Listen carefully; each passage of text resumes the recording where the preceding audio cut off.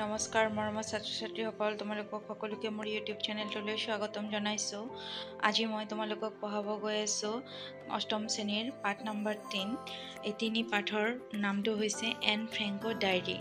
ছাত্ৰ-ছাত্ৰীসকল, মই তোমালোকক এই পাঠটো পঢ়াৰ আগতে এটা কথা কৈ দিব বিচাৰিছোঁ।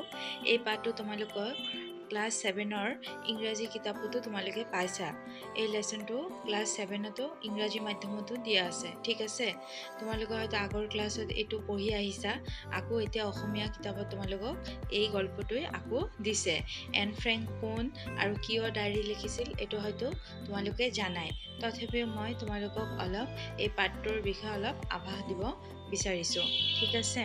তোমালোকে এতিয়া বুজি লোৱা। এন ফ্ৰেংকৰ ডায়েৰীৰ কথাটো প্ৰথম হৈছে যে এন ফ্ৰেংক হৈছে জাৰ্মান দেশৰ এজনী ইহুদী পৰিবাৰৰ এজনী ছোৱালী আছিল, ঠিক আছে। তাৰপিছত সেই জাৰ্মানত কি হ'ল, হিটলাৰী শাসনত নাজী বাহিনীৰ অত্যাচাৰৰ ফলত ভয়তে কি কৰিছিল, এনি আৰু তাৰ পৰিয়ালবৰ্গই আহি আত্মগোপন কৰিছিল। বুজি পাইছানে ছাত্ৰ-ছাত্ৰীসকল? আত্মগোপন কৰিছিল আৰু এনি ফ্ৰেংকে সেই আত্মগোপন কৰি থকাৰ সময়তে এই ডায়েৰীখন লিখিছিল। আৰু তাৰপিছত সেই যেতিয়া আমাৰ পৃথিৱীত দ্বিতীয় বিশ্বযুদ্ধ চলি আছিল, সেই দ্বিতীয় বিশ্বযুদ্ধৰ সময়তে এই ডায়েৰীখন লিখা। বুজি পাইছেনে ছাত্ৰ-ছাত্ৰীসকল? আৰু এই ডায়েৰীটো এনিৰ দেউতাকে পিছত বিশ্ব দৰবাৰৰ ওচৰত আনিছিল। এনিৰ দেউতাকেহে ডায়েৰীটো আমাক চিনাকি কৰাই দিছিলে, ঠিক আছে। এতিয়া আহাচোন আমি চাওঁ এই পাঠটোত কি দিছে। প্ৰথমে কৈছে এন ফ্ৰেংকৰ ডায়েৰী বা দিন লেখাৰ গুৰুত্ব সম্পৰ্কে আমি তলৰ শ্ৰেণীত পঢ়িছোঁ। এই দিন লিখাৰ অভ্যাসে ব্যক্তি মনৰ উৎকৰ্ষ সাধনত সহায় কৰে। সাৰ্থক দিন লেখা মানে হৈছে এই ডায়েৰী, বুজিছাতো? ডায়েৰী মানে ইংৰাজীত কোৱা হয় আৰু দিন লেখা বুলি অসমীয়াত কোৱা হয়। তো ডায়েৰীত কি কৰে, মানুহে গোটেই দিনৰ ঘটনাৰ বিৱৰণসমূহ লিখি ৰাখে। তো সেইটো এনেও তেনেকুৱা কৰিছে। সাৰ্থক দিন লেখাত একোটা দিনৰ বিশেষ কাৰ্যসমূহৰ সংক্ষিপ্ত অথচ অৰ্থবহ বৰ্ণনা থাকে। মানে তুমি গোটেই দিনটোতো পাৰ কৰিলা, সেই গোটেই দিনৰ ভিতৰত কিছুমান গুৰুত্বপূৰ্ণ কথা তুমি ডায়েৰীত নোট কৰি ৰাখি দিলা। আৰু সেই ডায়েৰীখন তুমি যদি 5 বছৰ পিছতো চোৱা, তেতিয়াহ'লে তোমাৰ মনত সেই দিনটোলৈ আকৌ কিছুমান স্মৃতি মনত পৰিব। সেইকাৰণে মানুহে কি কৰে, ডায়েৰী এখনত ধুনীয়াকৈ কিছুমান গুৰুত্বপূৰ্ণ স্মৃতি বা ঘটনা লিখি ৰাখে। বুজি পাইছেতো? তাৰপিছত নেক্সট কি দিছে চোৱা। দিন লেখা ব্যক্তি মানসৰ সৃষ্টি হ'লেও সামাজিক আৰু সাংস্কৃতিক ঘটনা প্ৰবাহৰ চিত্ৰও ইয়াত প্ৰতিফলিত হ'ব পাৰে। এই ধৰণৰ দিনলেখাত নানা দিশৰ ইতিহাস লিপিবদ্ধ হয়। পৃথিৱীৰ প্ৰথিতযশা ব্যক্তিসকলৰ অনেকেই দিনলেখাৰ জৰিয়তে নিজ উপলব্ধিৰ কথা লিখি থৈ গৈছে। এইবোৰ নিঃসন্দেহে উত্তৰ পুৰুষৰ বাবে অনুপ্ৰেৰণাৰ উৎস। বুজি পাইছেতো? নেক্সট কি কৈছে চোৱা। অসমৰ প্ৰখ্যাত গল্পকাৰ আৰু সাৰ্থক চিত্ৰ নিৰ্মাতা ডক্টৰ ভৱেন্দ্ৰনাথ শইকীয়াই দিনলেখাবোৰ প্ৰান্তিক পাতত শেষ পৃষ্ঠা শিতানেৰে প্ৰকাশিত হৈছে। দিনলেখাত আনকি একোটা জাতিৰ ৰুচিবোধ, চিন্তন আৰু মনৰ বৰ্ণাঢ্য দিশ উন্মেষিত হ'ব পাৰে। এনি ফ্ৰেংকৰ ডায়েৰী এখন বিশ্ববিখ্যাত গ্ৰন্থ, ঠিক আছে। এনি ফ্ৰেংকৰ ডায়েৰীটো কি? এখন বিশ্ববিখ্যাত গ্ৰন্থ। 1929 চনৰ জুন মাহত জন্ম লাভ কৰা এই গ্ৰন্থৰ ৰচয়িতা এন ফ্ৰেংকে মাত্ৰ 13 বছৰ বয়সতে দিনলেখা লিখি পৰৱৰ্তী জীৱনত খ্যাতি লাভ কৰে, ঠিক আছে। এন ফ্ৰেংকৰ জন্ম কেতিয়া হৈছিল? 1929 চনত। এন ফ্ৰেংকৰ চিন্তাৰ পৰিধি আছিল বিশাল। জন্মসূত্ৰে ইহুদী এই কিশোৰীগৰাকী অতি চুটি জীৱনকালত লিখা দিনলেখা বিশ্ববিখ্যাত সাহিত্যলৈ ৰূপান্তৰিত হৈছে। দ্বিতীয় বিশ্বযুদ্ধৰ সময়ত জাৰ্মান সেনাধ্যক্ষ এডলফ হিটলাৰৰ নেতৃত্বত নাজী বাহিনীয়ে ইহুদীসকলৰ ওপৰত বৰ্বৰ অত্যাচাৰ কৰিছিল। বুজি পাইছেনে? মই আগতেই কৈছিলোঁ যে কি কৰিছিল, জাৰ্মানৰ সেনাধ্যক্ষ এডলফ হিটলাৰ, এই হিটলাৰে নাজী বাহিনীৰ সহায়ত কি কৰিছিল, ইহুদীসকলৰ ওপৰত অত্যাচাৰ কৰিছিল। আৰু এনো এগৰাকী ইহুদী পৰিবাৰৰে ছোৱালী আছিল, ঠিক আছে। নেক্সট চোৱা কি দিছে। নেক্সট কৈছে যে লাখ লাখ ইহুদীক তেওঁ নিজ আৰু সেনাৰ হতুৱাই নৃশংসভাৱে হত্যা কৰিছিল। সেই সময়ত এন ফ্ৰেংকৰ দেউতাক অটো ফ্ৰেংকে পৰিয়ালসহ হলেণ্ডত বাস কৰিছিল। তেতিয়া ক'ত আছিল তেওঁলোকে? দেউতাক হলেণ্ডত আছিল। তেখেতে নাজী বাহিনীৰ পৰা নিজৰ লগতে পৰিয়ালটোক ৰক্ষা কৰিবলৈ 2 বছৰ কাল এটা পণ্যাগাৰত আত্মগোপন কৰি আছিল। যন্ত্ৰণাকাতৰ এই গোপন জীৱনৰ কৰুণ অভিজ্ঞতা 13 বছৰীয়া কিশোৰী এন ফ্ৰেংকে প্ৰতিদিনেই দিনলেখাৰ পাতত লিপিবদ্ধ কৰিছিল। আৰু সেই সময়ত যে নাজী বাহিনীসকলে যেনেকৈ অত্যাচাৰ চলাই আছিল সেই দিনসমূহৰ বিষয়ে এনি ফ্ৰেংকে প্ৰতিদিনে কি কৰিছিল? নিজৰ এই ডায়েৰীখনত লিপিবদ্ধ কৰি গৈছিল। তাৰপিছত নেক্সট কি আছে চোৱা। নাজী বাহিনীৰ হাতত ধৰা পৰাৰ পাছত বন্দী অৱস্থাত অনাহাৰ, অনিদ্ৰা আৰু অস্বাস্থ্যকৰ পৰিৱেশত মাক, বায়েক আৰু এনৰ মৃত্যু হৈছিল। আৰু কি হৈছিল? এই বন্দী কাৰাগাৰতেই এনৰ মাক, বায়েক আৰু এনৰ কি হৈছিল? মৃত্যু হৈছিল। একমাত্ৰ দেউতাকেই নাজী বাহিনীৰ কবলৰ পৰা জীৱিত ৰূপত বাচি আহিছিল। আৰু কি হৈছিল? একমাত্ৰ দেউতাকেই কি হৈছিল? নাজী বাহিনীৰ হাতৰ পৰা জীৱিত অৱস্থাত বাচি আহিছিল। যুদ্ধ সম কটাৰ পাছত তেখেতে জীয়েকৰ সেই দিনখনাৰ পৰিত্যক্ত অৱস্থাত উদ্ধাৰ কৰে আৰু সম্পাদনা কৰি পুথি আকাৰে প্ৰকাশ কৰে। এগৰাকী 13 বছৰীয়া কিশোৰীয়ে লিখা এই লেখাখন বৰ্তমানে পৃথিৱীৰ বহুতো ভাষালৈ অনুবাদ কৰা হৈছে আৰু ই বিশ্ব সাহিত্যত অন্যতম শ্ৰেষ্ঠ স্থান দখল কৰিবলৈ সক্ষম হৈছে। আৰু এই এনি ফ্ৰেংকৰ ডায়েৰীখন আজি বিশ্ব দৰবাৰত সমাদৃত হৈছে আৰু বিশ্বত সকলোৱে এনি ফ্ৰেংকৰ ডায়েৰীটো আজি বিভিন্ন ভাষাত পঢ়িবলৈও পাইছে। বুজি পাইছে ছাত্ৰ ছাত্ৰীসকল? প্ৰথমে আমি কি কৰিব লাগিব? সদায় পাঠটো ধুনীয়াকৈ বুজি ল'ব লাগিব, তেতিয়াহে আমি প্ৰশ্ন উত্তৰখিনি কৰিব পাৰিম।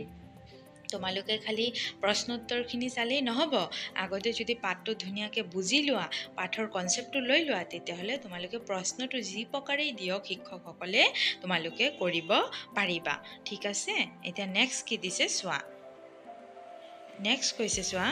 এন ফ্ৰেংকে 1942 চনৰ 12 জুনৰ পৰা ডায়েৰী লিখা কামটো আৰম্ভ কৰিছিল। এতিয়া এন ফ্ৰেংকে কিমান চনৰ ডায়েৰী লিখা আৰম্ভ কৰিছিল? 1942 চনৰ 12 জুনৰ পৰা। আৰম্ভণিতে তেওঁ এই ডায়েৰী সম্পূৰ্ণ নিজৰ বাবেহে লিখিছিল। এই ডায়েৰী সম্পূৰ্ণ নিজৰ বাবেহে লিখিছিল।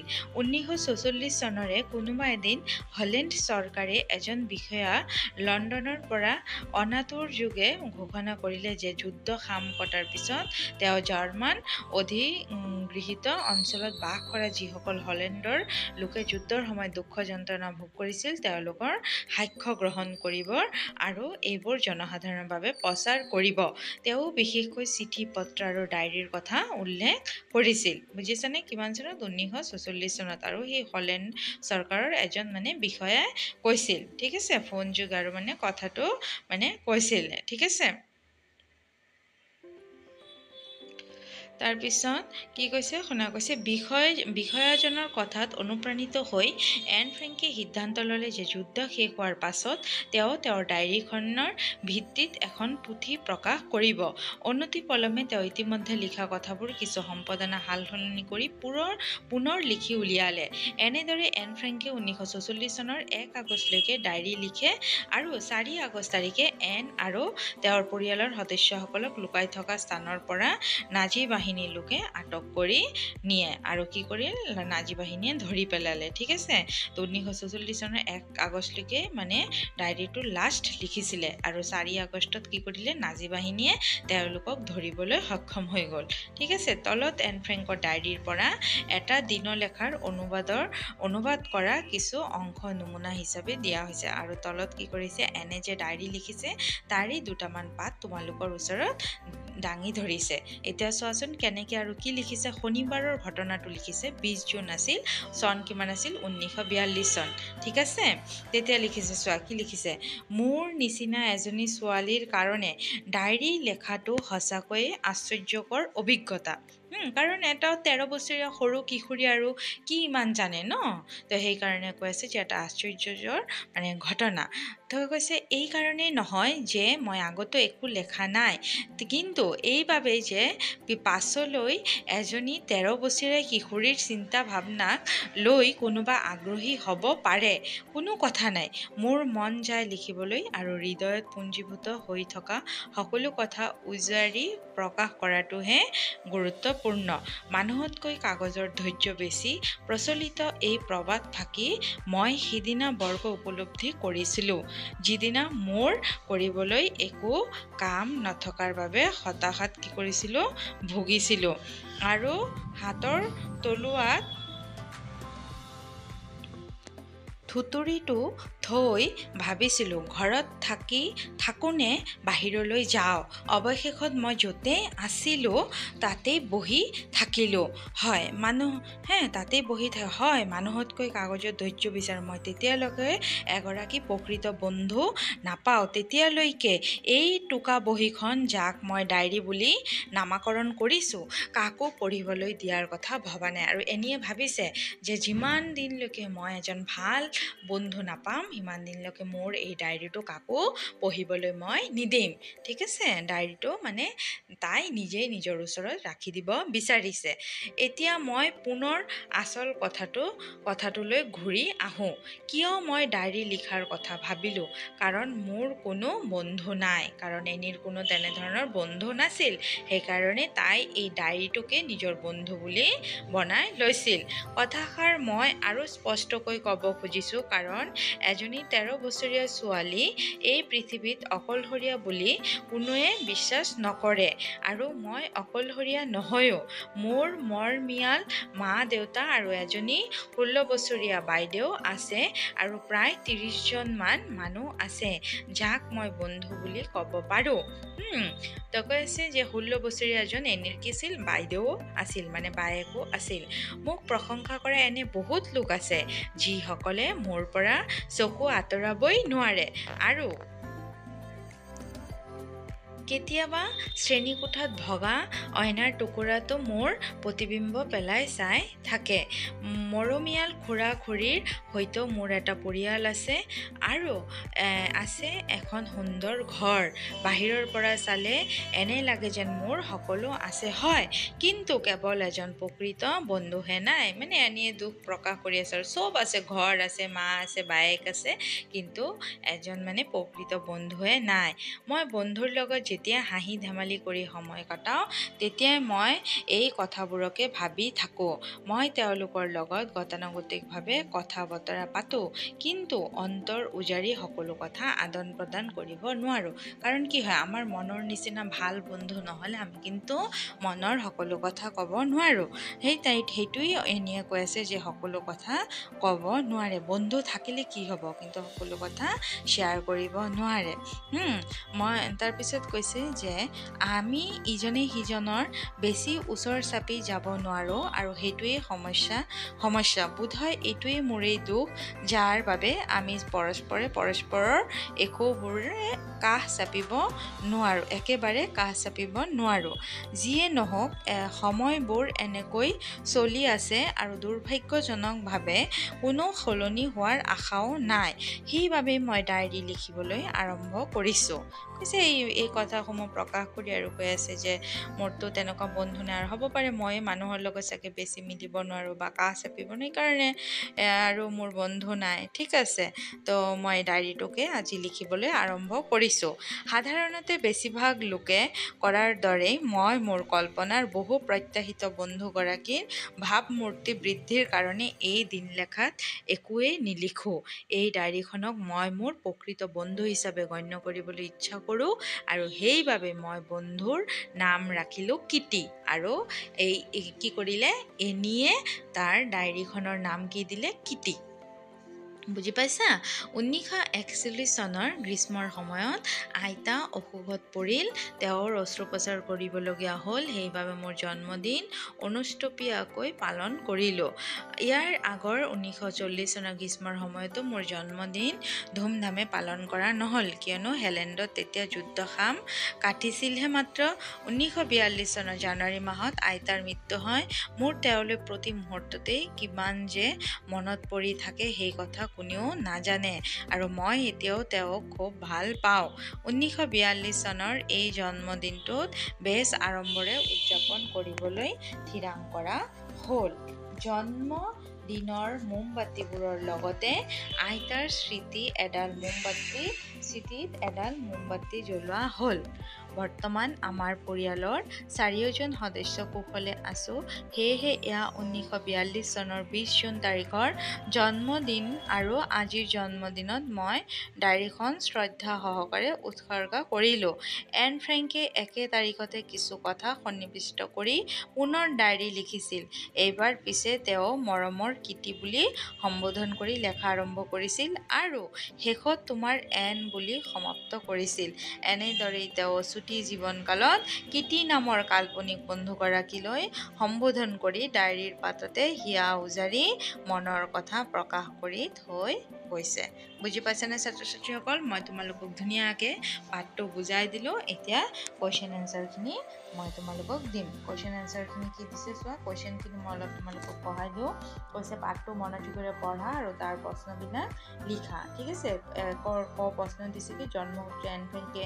কোন সম্প্ৰদায়ৰ ছোৱালী আছিল তাৰপিছত দিছে এন ফ্ৰেংকৰ দেউতাকৰ নাম কি আছিল তাৰপিছত দিছে নাজী বাহিনীৰ হাতৰ পৰা ৰক্ষা পাবলৈ তেওঁলোকে ক'ত লুকাই আছিল এন ফ্ৰেংকে কেতিয়াৰ পৰা কেতিয়ালৈকে দিনলেখা লিখিছিল এই গোটেই প্ৰশ্নৰ উত্তৰসমূহ মই তোমালোকক দি দিম ঠিক আছে 2ৰ আছে তাৰপিছত 3ৰ আছে কিটি কোন এনি ফ্ৰেংকে কিটিক বন্ধু হিচাপে কিয় গণ্য কৰিছিল বুজাই লিখা 4 দিছে এনি ফ্ৰেংকে ডায়েৰীখন পুথি আকাৰে প্ৰকাশ হোৱাত কোনে আগভাগ লৈছিল তেখেতে ডায়েৰীখন কিয় পুথি আকাৰে প্ৰকাশ কৰিছিল 5 নম্বৰত দিছে এন ফ্ৰেংক আৰু আইতাকৰ সম্বন্ধ কেনে আছিল আইতাকৰ স্মৃতিৰ বাবে তেওঁ কি কৰিছিল তাৰপিছত 6 নম্বৰ দিছে পাঠটো পঢ়ি এন ফ্ৰেংকৰ সেই সময়ত হোৱা মনৰ ভাৱৰ বিষয়ে লিখা খত আছে তোমালোকক ব্যাকৰণ ভাষা অধ্যয়ন পাঠটোত অধি অনু প্ৰতি এইকেইটা উপসৰ্গ যোগ হৈ হোৱা শব্দকেইটা বিচাৰি লিখা তাৰপিছত তলৰ শব্দবোৰ বিপৰীত অৰ্থ বুজোৱাৰ শব্দবোৰ লিখা তাৰপিছত আছে তলৰ শব্দবোৰৰ প্ৰতি শব্দ লিখা এনেকৈ কিছুমান কি কৰিছে তোমালোকৰ বাবে ব্যাকৰণো দিছে ঠিক আছে ছাত্ৰ ছাত্ৰীসকল এতিয়া মই তোমালোকক ধুনীয়াকৈ কি কৰিম উত্তৰসমূহ মই লিখা দিবলৈ চেষ্টা কৰিছোঁ ঠিক আছে উত্তৰসমূহ কেনেকৈ দিছে আৰু কেনেকৈ লিখিম সেইটো আমি আলোচনা কৰি চাওঁ ইয়াত তোমালোকক কি কৰিছে 11 নম্বৰ হৈছে তলৰ বাক্যবোৰ তুলনামূলক বাক্যলৈ পৰিৱৰ্তন কৰা মানে সোণ উজ্জ্বল এতিয়া সোণ কিহতকৈ বেছি উজ্জ্বল এনেকৈ আমি তুলনা কৰি দুটা আৰু বহুতৰ মাজত মানে তুলনা কৰিব লাগিব 12 নম্বৰত দিছে তোমালোকক বাক্য ৰচনা কৰিবলৈ তাৰপিছত এইটো দুটা তোমালোকক ইয়াৰ পৰা মানে টিকা আহিব পাৰে নাজী বাহিনীৰ বিষয়ে দিছে এডলফ হিটলাৰৰ বিষয়ে অলপ দি দিছে এইটো তোমালোকে অলপ চাই ল'বা ঠিক আছে তাৰপিছত 14-13 নম্বৰত দিছে 14 নম্বৰটো লাগিব দলত বহি নিজৰ অভিজ্ঞতা প্ৰকাশ কৰা আৰু লগৰীয়াৰ কথা শুনা 15 নম্বৰটো তোমালোকৰ দৰকাৰ আছে এইটো এন ফ্ৰেংকৰ ডায়েৰী পাঠটোত মন আটক শব্দ যুক্ত হৈ থকা তলৰ খণ্ড বাক্যবোৰ ব্যৱহাৰ কৰি বাক্য ৰচনা কৰা মন পা মন বুজ মন পুতি লগা মানে মনোযোগ দি লাগ মন কৰ মানে ইচ্ছা কৰ আটক ধুনীয়া মানে অসাধাৰণ ৰূপে ধুনীয়া মন বান্ধ মানে মন দমা মন মাৰ মানে নিৰানন্দ সহ আটক কৰ মানে আবদ্ধ কৰা তো এতিয়া মই তোমালোকক প্ৰশ্নৰ উত্তৰখিনি লিখাই দিম ঠিক আছে ছাত্ৰ ছাত্ৰীসকল তোমালোকৰ 1 নম্বৰৰ ক প্ৰশ্নটো দিছে কি চোৱা 1ৰ ক নম্বৰ প্ৰশ্নটো হৈছে যে জন্মসূত্ৰে এন ফ্ৰেংকে কোন সম্প্ৰদায়ৰ ছোৱালী আছিল তো তোমালোকে উত্তৰটো কি লিখিবা জন্মসূত্ৰে এন ফ্ৰেংক ইহুদী সম্প্ৰদায়ৰ ছোৱালী আছিল তাৰপিছত নেক্সট মানে 1ৰ ডট দি এইবিলাক কুৱেশ্যনকেইটা দিছে মই তাত সেইটো খ নম্বৰ দি দিছোঁ তোমালোকে কিতাপটো চাই কুৱেশ্যনসমূহ ধুনীয়াকৈ মিলাই পেলাই এনচাৰটো লিখিবা হা নেক্সট কুৱেশ্যন আছে এন ফ্ৰেংকৰ দেউতাকৰ নাম কি আছিল এইটো উত্তৰটো হ'ব এন ফ্ৰেংকৰ দেউতাকৰ নাম হ'ল অটো ফ্ৰেংক আছিল ঠিক আছে গ নম্বৰ প্ৰশ্নটো দিছে নাজী বাহিনীৰ হাতৰ পৰা ৰক্ষা পাবলৈ তেওঁলোকক ক'ত লুকাই আছিল উত্তৰটো কি হ'ব নাজী বাহিনীৰ হাতৰ পৰা ৰক্ষা পাবলৈ তেওঁলোকে এটা পণ্যগাৰত লুকাই আছিল তাৰপিছত নেক্সট কোৱেশ্চনটো কি আছে চোৱা এন ফ্ৰেংকে কেতিয়াৰ পৰা কেতিয়ালৈকে দিনলেখা লিখিছিল উত্তৰটো কি হ'ব এন ফ্ৰেংকে 1942 চনৰ পৰা 22 জুনৰ 1942 চনৰ 22 জুনৰ পৰা 1944 চনৰ 1 আগষ্টলৈকে দিনলেখা লিখিছিল 19 নম্বৰ প্ৰশ্নটো দিছে দ্বিতীয় বিশ্বযুদ্ধৰ সময়ত থকা জাৰ্মান সেনাধ্যক্ষজনৰ নাম কি এই সেনাধ্যক্ষজনে ইহুদীসকলক কি কৰিছিল তো উত্তৰটো তোমালোকে কি লিখিবা দ্বিতীয় বিশ্বযুদ্ধৰ সময়ত থকা জাৰ্মান সেনাধ্যক্ষজনৰ নাম হ'ল এডলফ হিটলাৰ এই সেনাধ্যক্ষজনে ইহুদীসকলক লাখ লাখ ইহুদীক নিজে আৰু সেনাৰ হতুৱাই নিঃশংসভাৱে হত্যা কৰিছিল ঠিক আছে নেক্সট কোৱেশ্চনটো কি আছে চোৱা নেক্সট কোৱেশ্চন আছে এন ফ্ৰেংক 6 নম্বৰ কোৱেশ্চনটো দিছে এন ফ্ৰেংকে কিয় দিনলেখা লিখিবলৈ ইচ্ছা কৰিছিল উত্তৰটো হ'ব কাৰণ তাইৰ বন্ধুবৰ্গ আছিল যদিও তাইৰ এজন প্ৰকৃত বন্ধুৰ অভাৱ আছিল 6 নম্বৰ প্ৰশ্নটো দিছে দিনলেখাসমূহ এন ফ্ৰেংকে কিয় সম্পাদনা কৰিছিল উত্তৰটো হ'ব কাৰণ হ'ল যাতে ভৱিষ্যতে নতুন প্ৰজন্মই সেই সময়ত ঘটা ঘটনাবোৰৰ কথা আৰু সেই সময়ত হোৱা মনৰ ভাৱৰ কথা তাই ডায়েৰীখনৰ পৰাই জানিব পাৰে গতিকে 6 নম্বৰ প্ৰশ্নটো আছে অটো ফ্ৰেংকে পৰিয়ালসহ কিয় পণ্যগাৰত আত্মগোপন কৰি আছিল তো 6 নম্বৰ এনচাৰটো হ'ব এনেকে যে নাজী বাহিনীৰ বৰ্বৰ অত্যাচাৰৰ ফলত অটো ফ্ৰেংকে পৰিয়ালসহ পণ্যগাৰত আত্মগোপন কৰি আছিল নেক্সট কোৱেশ্চন চোৱা কি দিছে 6 নম্বৰ দিছে মানুহতকৈ কাগজৰ ধৈৰ্য বেছি বুলি এন ফ্ৰেংকে উপলব্ধি কৰিছিল কিয় বুজাই লিখা উত্তৰ কি হ'ব মানুহতকৈ কাগজৰ ধৈৰ্য বেছি প্ৰচলিত এই প্ৰবাদ ফাকি সেই দিনা বৰকৈ উপলব্ধি কৰিছিলোঁ যিদিনা মোৰ কৰিবলৈ একো কাম নথকাৰ বাবে হতাশত ভুগিছিলোঁ আৰু হাতৰ তলুৱাত থুতুৰিটো থৈ ভাবিছিলোঁ ঘৰত থাকোঁ নে বাহিৰলৈ যাওঁ অৱশেষত মই য'তে আছিলোঁ তাতে বহি থাকিলোঁ হয় মানুহতকৈ কাগজৰ ধৈৰ্য বেছি আৰু মই যেতিয়ালৈকে এগৰাকী প্ৰকৃত বন্ধু নাপাওঁ তেতিয়ালৈকে এই টোকা বহীখন যাক মই ডায়েৰী এইটো ডায়েৰী হৈ গৈছে তোমালোকে এইটো লিখি দিবা দেই মোৰ মিষ্টেক হৈ গ'ল ডায়েৰী বুলি নামকৰণ কৰিছোঁ কাকো পঢ়িবলৈ দিয়াৰ কথা ভবাই নাই মানে আমাৰ কি হয় মানুহতকৈও কিন্তু কাগজৰ ধৈৰ্য বহু গুণ বেছি কাৰণ আমি কাগজতে যিমান লিখি থাকোঁ কাগজে কোনোদিন আমাক কয় নেকি যে আৰু নিলিখিবা বুলি বা কাগজে কান্দে নেকি বা কোনো জবাব দিয়ে নেকি কোনোদিন নিদিয়ে কিন্তু এজন মানুহক যদি তুমি বেছি এটা কথা কৈয়ে থাকা এটা সময়ত আমনি পাই ক'ব ন যে আৰু নক'বাচোন কিমান শুনিম তোৰ কথা ন এনেকৈ কৈ দিব কিন্তু কাগজে আমাক কয় জানো নকয় মনৰ দুখবিলাক সদায় বা মনৰ ভাল বস্তুবিলাক যিমান পাৰি চব আমি কাগজতে লিখিব পাৰোঁ সেই কথাটোৱে কৈছে যে কাগজতকৈ মানে মানুহতকৈ কাগজৰ ধৈৰ্য বেছি নেক্সট কুৱেশ্যনটো চোৱা কি দিছে এন ফ্ৰেংকে নিজকে কিয় অকলশৰীয়া বুলি অনুভৱ কৰিছিল উত্তৰ হ'ব কাৰণ এন ফ্ৰেংকৰ প্ৰকৃত বন্ধু নাছিল তাইক এনেকুৱা এজন বন্ধু লাগে যাৰ লগত তাই মনৰ কথা প্ৰকাশ কৰিব পাৰে ঠিক আছে ছাত্ৰ ছাত্ৰীসকল 2 নম্বৰ প্ৰশ্নটো কি দিছে চোৱা 2 নম্বৰ প্ৰশ্ন আছে যে তলৰ শব্দসমূহৰ অৰ্থ শব্দ সম্ভাৰত চাই নিজৰ বহীত লিখা তো তোমালোকে নিজৰ কিতাপৰ পিছফালৰ কিছুমান শব্দৰ অৰ্থ পাবা তাৰ পৰা চাই বহুকেইটা শব্দৰ অৰ্থ লিখি ল'ব পাৰিবা তো মই তোমালোকক লিখি দিছোঁ চোৱা গণ্য মানে কি লেখত ল'বলগীয়া গতানুগতিক মানে হৈছে নতুনত্ববিহীন অস্ত্ৰোপচাৰ হৈছে অপাৰেশ্যন ৰোগ চিকিৎসা কৰাৰ বাবে অস্ত্ৰৰ প্ৰয়োগ আৰু বৰ্বৰ হৈছে নিজ অসভ্য পৰিত্যক্ত হৈছে কি এৰা বা ত্যাগ কৰা প্ৰবাদ মানে প্ৰবচন মানুহৰ মুখে মুখে চলি অহা আগৰ দিনৰ কথা অধিগৃহীত আইনৰ সহায়েৰে দখল কৰা থিৰাং মানে নিশ্চিত উৎসৰ্গা মানে দান কৰা আড়ম্বৰ মানে হৈছে কি জাক জমকতা বহুতে বহুত কয় নহয় বহুত আড়ম্বৰ কৰি বিয়া অনুষ্ঠানটো পাতিছে মানে বহু জাক জমকতাকে এটা অনুষ্ঠান পাতিছে প্ৰত্যাশিত মানে আশা কৰা তুমি কাৰোবাৰ পৰা কিবা এটা প্ৰত্যাশিত কৰিছা বা তোমাৰ পৰীক্ষাটোৰ ফলাফলৰ ওপৰত তুমি প্ৰত্যাশিত হৈ আছা মানে কিবা এটা ভাল আশা কৰি আছা বুজিছানে প্ৰত্যাশিত মানে হৈছে আশা কৰা ভাৱমূৰ্তি মানে হৈছে কোনো ব্যক্তি বা বিষয় সম্পৰ্কে লোৱা ধাৰণা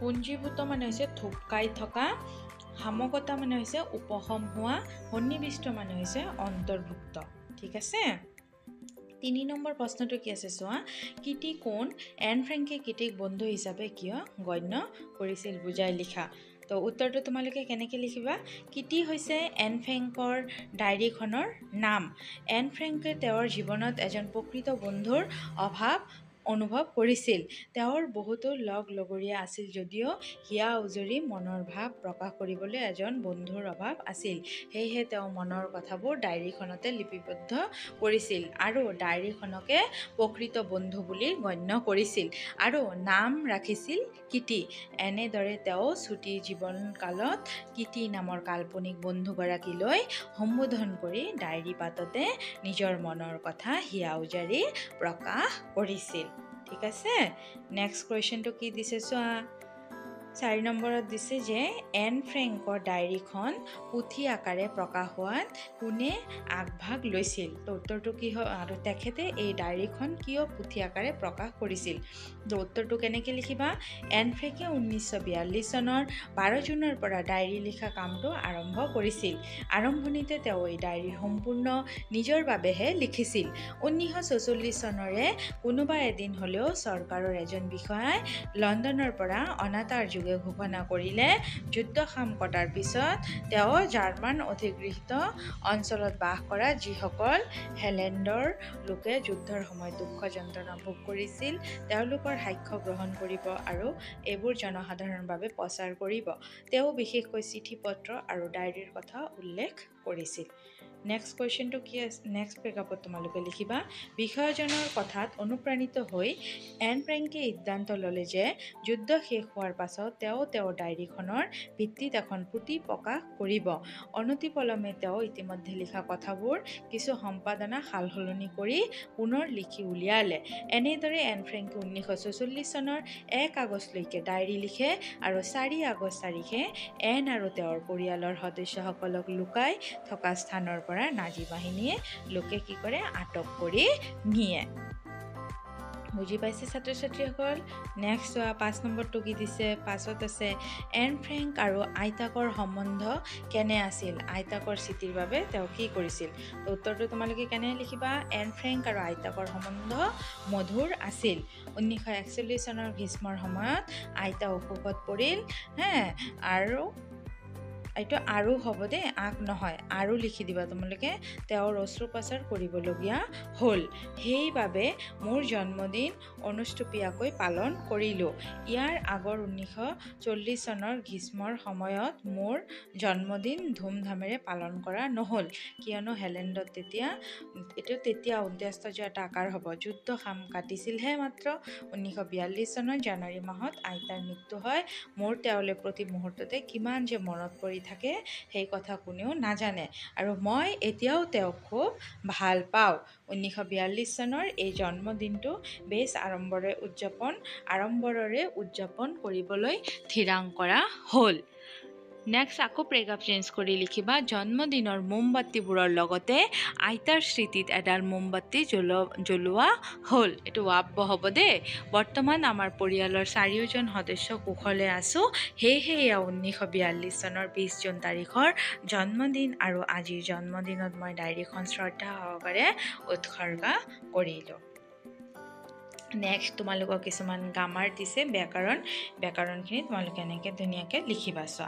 পাঠটোত অধি অনু প্ৰতি এইকেইটা উপসৰ্গ যোগ কৰি হোৱা শব্দকেইটা বিচাৰি ওলোৱা। মানে অধিৰ লগত কি আছে গৃহীত, অধিগৃহীত, অনু হ'ব প্ৰাণিত, অনুপ্ৰাণিত, প্ৰতি যোগ দিন কি হ'ব প্ৰতিদিন। 8 নম্বৰত দিছে তলৰ শব্দবোৰ বিপৰীত অৰ্থ বুজোৱা শব্দবোৰ লিখা। স্থায়ী কি লিখিবা গোপন অপ্ৰকাশ, তাৰপিছত ভোগ হ'ব ত্যাগ দুৰ্ভোগ, সমাপ্ত আৰম্ভণি অসমাপ্ত, আড়ম্বৰ হ'ব অনুস্পষ্টিয়া অনাড়ম্বৰ, ভাগ্য হ'ব দুৰ্ভাগ্য, ধৈৰ্য হ'ব কি অধৈৰ্য। নেক্সট কি আছে চোৱা 9 নম্বৰ আছে তলৰ শব্দবোৰৰ প্ৰতিশব্দ লিখা। তো যন্ত্ৰণা মানে কি যাতনা, কৰুণ মানে হৈছে কাতৰ, কিশোৰী মানে বালিকা, ছোৱালীও বুলিও লিখিব পাৰিবা, মৃত্যু মানে হৈছে কি মৰণ। নেক্সট 10 নম্বৰ দিছে কি চোৱা তলৰ বাক্যবোৰ সৰল বাক্য, যৌগিক বাক্য আৰু জটিল বাক্য অনুসৰি শ্ৰেণী বিভাজন কৰা। তো কেনেকৈ হ'ব মই আহিলোঁ আৰু তেওঁ ঘৰলৈ গ'ল। উত্তৰ কি হ'ব এইটো হৈছে যৌগিক বাক্য। ভাল ল'ৰাৰ কাৰণেহে তেওঁ পুৰস্কাৰ পালে। উত্তৰটো কি হ'ব জটিল বাক্য। আৰু বৰষুণ পৰিছে এইটো কি হ'ব সৰল বাক্য। ঠিক আছে। নেক্সট মই সদায় ভাত খাই স্কুলত যাওঁ, এইটো এটা সৰল বাক্য। একমাত্ৰ দেউতাকে নাজী বাহিনীৰ কবলৰ পৰা জীৱিত ৰূপত বাচি আহিছিল, এইটো এটা কি সৰল বাক্য। এন ফ্ৰেংকে 1942 চনৰ 12 জুনৰ পৰা ডায়েৰী লিখা কামটো আৰম্ভ কৰিছিল, এইটো এটা কি সৰল বাক্য। এইবাৰ পিছে তেওঁৰ মৰমৰ কীৰ্তি বুলি সম্বোধন কৰি লিখা আৰম্ভ কৰিছিল আৰু শেষত তোমাৰ এন বুলি সমাপ্ত কৰিছিল, এইটো হৈছে যৌগিক বাক্য। তাৰপিছতটো হৈছে জটিল বাক্য। জন্মদিনৰ মোমবাতিৰ লগতে আইতাৰ স্মৃতিত এডাল মোমবাতি জ্বলোৱা হ'ল, এইটো হৈছে কি জটিল বাক্য।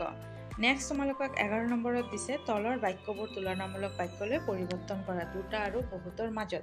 তো উত্তৰটো হৈছে সোণ উজ্জ্বল। উত্তৰ কি হ'ব সোণ ৰূপতকৈ উজ্জ্বল, আন সকলো ধাতুতকৈ সোণ উজ্জ্বল। ঠিক আছে, এনেকৈ তোমালোকে প্ৰথম দুটাত তুলনা কৰিব দিছে, সেইকাৰণে মই লিখি দিওঁ সোণ ৰূপতকৈ উজ্জ্বল। এতিয়া যদি বহুতৰ লগত তুলনা কৰিব দিছে লিখিব পাৰা আন সকলো ধাতুতকৈ সোণ উজ্জ্বল।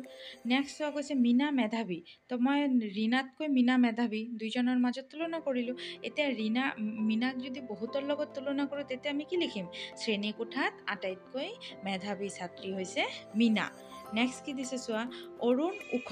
উত্তৰ কি হ'ব অৰুণ বলনতকৈ ওখ। নৱম শ্ৰেণীৰ আটাইকেইটা ল'ৰাৰ ভিতৰতে অৰুণ ওখ। জোনবাই ঘূৰণীয়া। উত্তৰ কি হ'ব জোনবাই পৃথিৱীতকৈ সৰু। সূৰ্য পৃথিৱী আদি জ্যোতিষ্কৰ ভিতৰত জোনবাই আটাইতকৈ সৰু।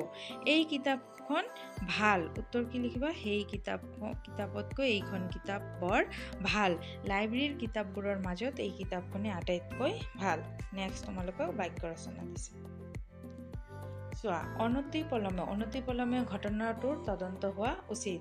হাঁহি ধেমালি কণ কণ ল'ৰা ছোৱালীবোৰৰ হাঁহি ধেমালিৰ গোটেই ঠাইখিনি সুখ্যাতিৰে হৈ উঠিছে। ৰূপান্তৰিত তাক পালে বৰফ বুলি পানীলৈ ৰূপান্তৰিত হয়। আত্মগোপন এন ফ্ৰেংকে আত্মগোপন অৱস্থাত ডায়েৰীখন লিখিছিল।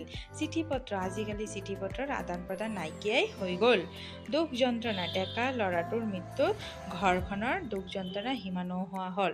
আৰু ছাত্ৰ ছাত্ৰীসকল মই তোমালোকক ইয়াতে এটা কথা কৈ দিওঁ, এই বাক্য ৰচনা লিখাৰ সময়ত তোমালোকক যিটো শব্দ দি বাক্যটো ৰচনা কৰিছা, মানে যি শব্দটোৰ ওপৰত ভিত্তি কৰি সদায় সেই শব্দটোৰ তলত এটা দাগ মাৰি দিবা। যেনে আত্মগোপন শব্দটো দি বাক্য ৰচনা কৰিছা যে এন ফ্ৰেংকে আত্মগোপন অৱস্থাৰ ডায়েৰীখন লিখিছিল।